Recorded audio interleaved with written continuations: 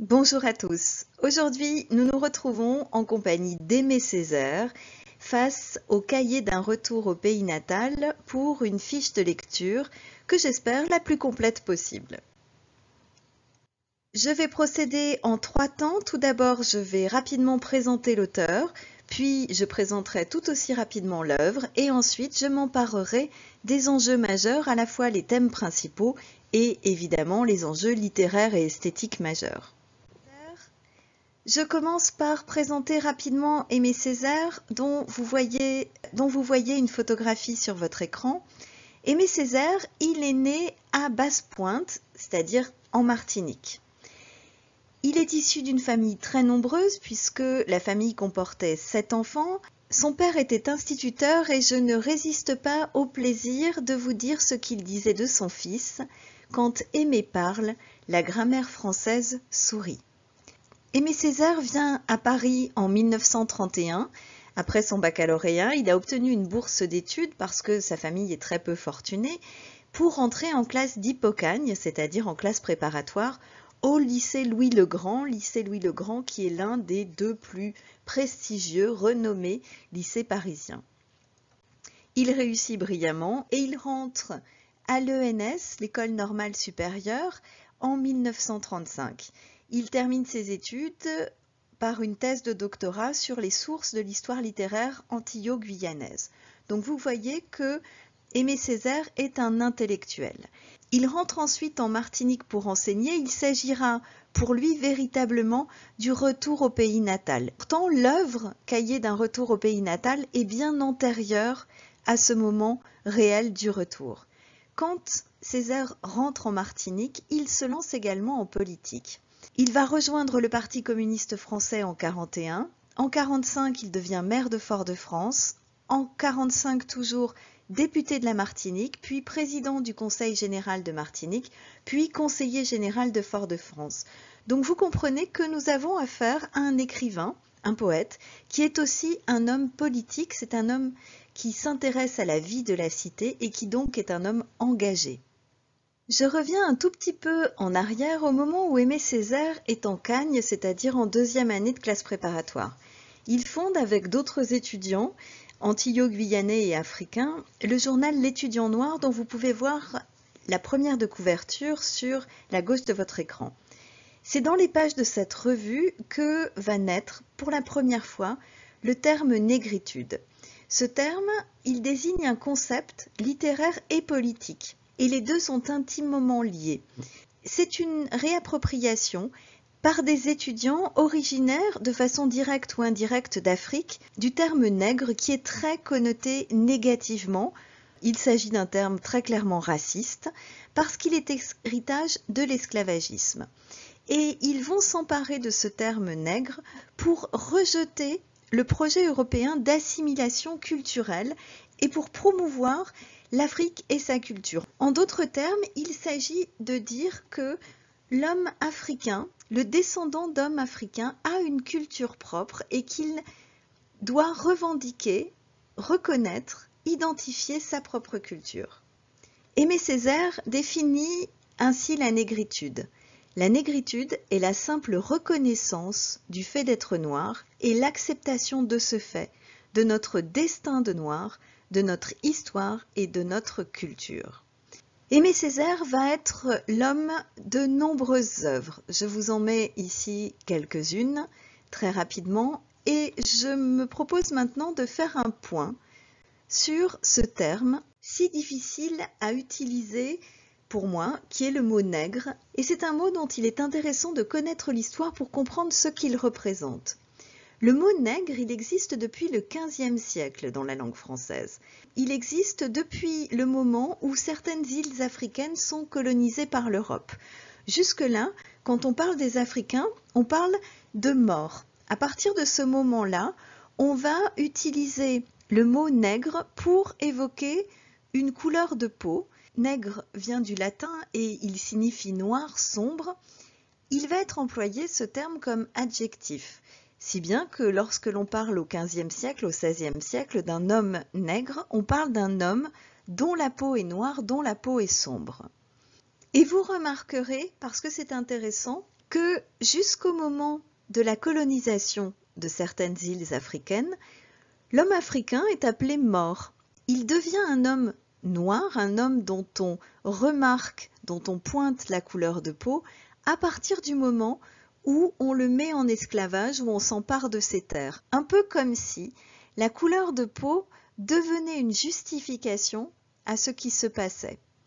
Et vous allez voir que l'évolution du mot continue, elle est intéressante. Au XVIIe siècle, le mot devient un nom. On ne va plus parler d'un homme nègre, mais d'un nègre tout court. Et ça, c'est encore plus révélateur dans la mesure où, à partir du XVIIe siècle, la colonisation s'accélère. À partir de là, on retire finalement ce qu'il y a d'humain dans l'expression homme nègre pour finalement réduire les esclaves à simplement une couleur de peau, à une fonction d'esclave. Le nègre, quand ce mot est employé comme nom, c'est un mot qui déshumanise celui qu'il désigne, il le réduit à sa couleur de peau, il le réduit au fait qu'il est un esclave ou s'il ne l'est pas, qu'il peut l'être. Il a donc une évidente coloration raciste. Et c'est bien en cela qu'il intéresse Aimé Césaire, parce que s'il est à première vue étonnant qu'Aimé Césaire s'empare de ce mot-là, Aimé Césaire et les autres auteurs de la négritude, en réalité, affirmer « je suis un auteur de la négritude », c'est se réapproprier une humanité qu'on lui a refusée et les douleurs endurées par ses ancêtres. En d'autres termes, c'est rappeler à celui qui lui fait face qu'il est un descendant de ces hommes à qui on a refusé le statut d'homme, le statut d'être humain. J'en ai fini avec ce point d'histoire de la langue et je passe à l'œuvre. Cahier d'un retour au pays natal. C'est la première œuvre poétique publiée par Aimé Césaire. Il l'écrit tout de suite après avoir réussi le concours d'entrée à l'École normale supérieure, concours d'entrée extrêmement difficile aujourd'hui encore. Aimé Césaire n'a pas les moyens de retourner en Martinique pour l'été. Et il a un ami croate qui l'invite à ce moment-là à passer 2 mois sur les côtes de Dalmatie. Et Aimé Césaire va être surpris en arrivant de découvrir dans ces paysages des paysages qui lui rappellent sa Martinique natale. Et il va commencer cette rédaction de Cahier d'un retour au pays natal qui va apparaître comme l'œuvre d'une nostalgie. Il commence la rédaction à ce moment-là et il la finit peu de temps après sa sortie de l'ENS. À sa sortie en 1939, le poème passe complètement inaperçu. 1939, je vous rappelle, c'est le début de la Seconde Guerre mondiale et évidemment que les esprits sont occupés à autre chose qu'à découvrir le poème d'Aimé Césaire. Et pourtant ce poème est politiquement subversif puisqu'il s'agit d'un manifeste pour la décolonisation des corps et plus encore peut-être pour la décolonisation des esprits. Donc il a de quoi émouvoir le peuple français. Il faut attendre finalement 1943 pour que l'œuvre soit reconnue. Et le poème porte la trace de l'écartèlement de 2 cultures dans lesquelles il baigne, la culture française et la culture antillaise, parce que un Martiniquais, c'est un homme français et c'est un homme antillais. Vient le moment où, normalement, dans une fiche de lecture, je vous propose un résumé de l'œuvre, mais là, je vais être bien embêtée parce qu'elle est impossible à résumer, cette œuvre. C'est une 40aine de pages qui sont rédigées en vers libre et en prose. Aimé Césaire alterne ces 2 formes. C'est donc une œuvre très hétéroclite, d'où sans doute l'emploi du mot cahier pour le titre, qui évoque l'idée d'une écriture qui se fait au fil de la plume, d'une espèce de brouillon ou de quelque chose qui ressemblerait à un journal intime. C'est le témoignage d'un retour fictif du poète au pays natal, c'est-à-dire en Martinique. C'est le poète qui revient en imaginaire sur les traces de son enfance et qui va se saisir de certaines scènes vues, entendues, vécues et proposer en alternance des temps plus réflexifs ou des temps d'expression de sentiments et d'émotions qui naissent face aux scènes qu'il a mentionnées.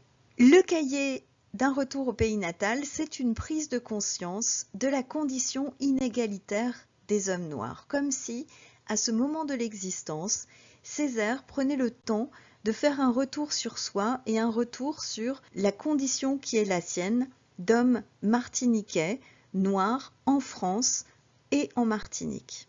Ce résumé n'étant pas fait, eh bien je passe aux enjeux principaux de l'œuvre.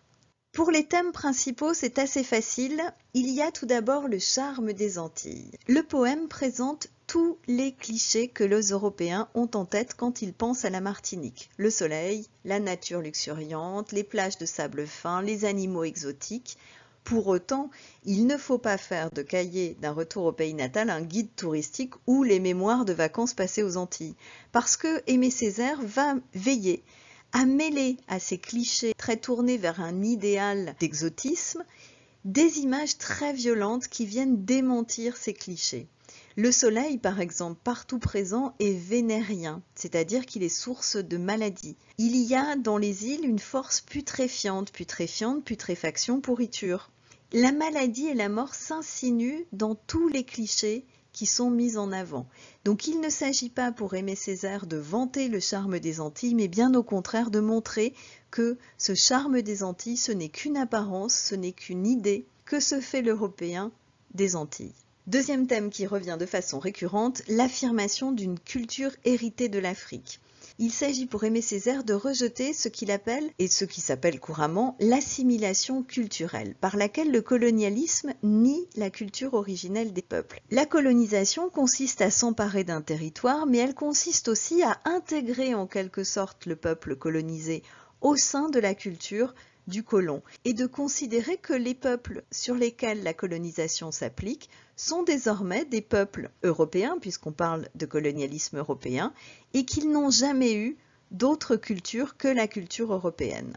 En affirmant une culture héritée par l'Afrique, Césaire affirme aussi que la civilisation en Martinique précède, et de loin, le colonialisme. Sous-entendu, le colonialisme n'a pas apporté la civilisation, il n'a apporté qu'une civilisation particulière, la civilisation européenne, qui ne vaut pas mieux ni moins que la civilisation antillaise.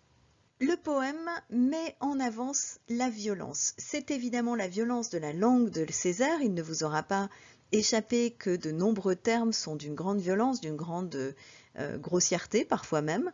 Et cette violence du propos dit évidemment l'émotion d'Aimé Césaire, l'émotion de revenir en imagination dans l'île, émotion aussi qui est celle de l'indignation.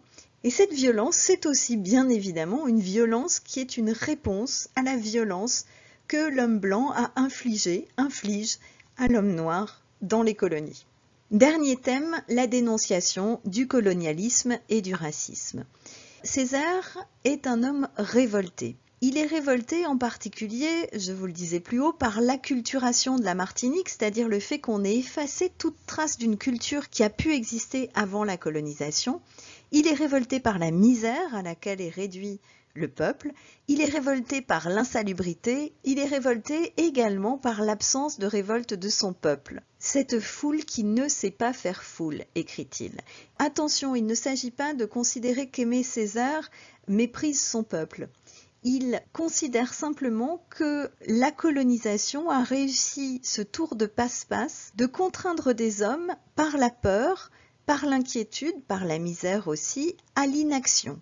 Attention également, il ne faut pas faire de Césaire un homme de haine, il refuse au contraire toute la haine dirigée contre le colonisateur. Ne faites point de moi, écrit-il, cet homme de haine pour qui je n'ai que haine. Il ne s'agit pas de détester le colonisateur, il s'agit de constater le dysfonctionnement, l'iniquité d'une pratique politique, sociétale, et de demander que celle-ci cesse. Et j'en viens, c'est la dernière étape de cette fiche de lecture, aux enjeux littéraires et esthétiques. On peut remarquer que dans le poème, le personnage principal, c'est un je poétique dont le statut est double. Tout d'abord, il est le poète. Quand Aimé Césaire dit « je », c'est bien lui qui parle, « je ne me dérobe point », il est un poète qui engage sa responsabilité et qui s'engage pour dénoncer quelque chose qui lui tient à cœur.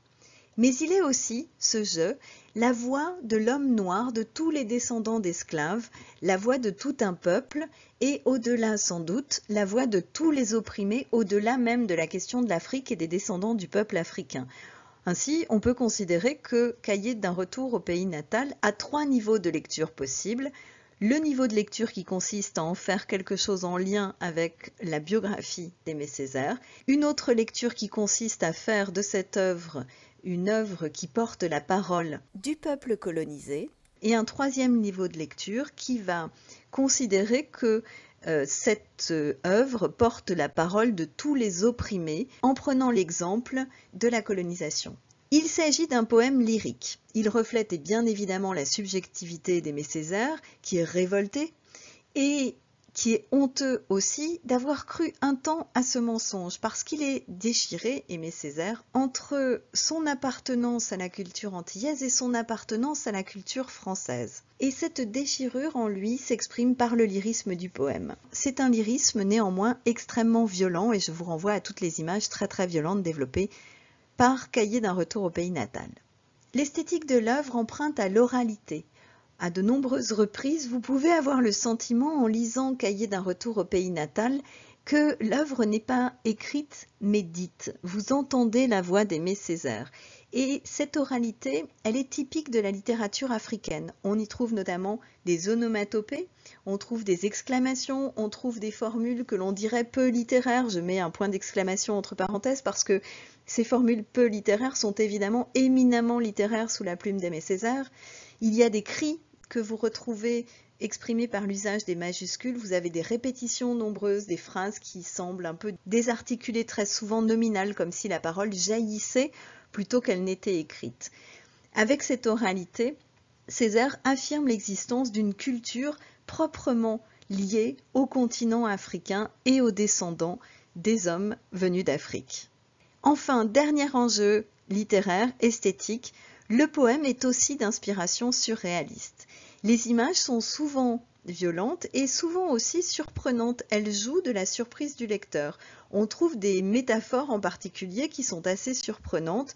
Je n'en prends qu'une au hasard. Ma négritude n'est pas une tête d'eau morte sous l'œil mort de la terre. Comprend qui pourra. C'est sur cette très belle et très étrange métaphore que je termine cette fiche de lecture, et je la termine évidemment en vous souhaitant une excellente journée.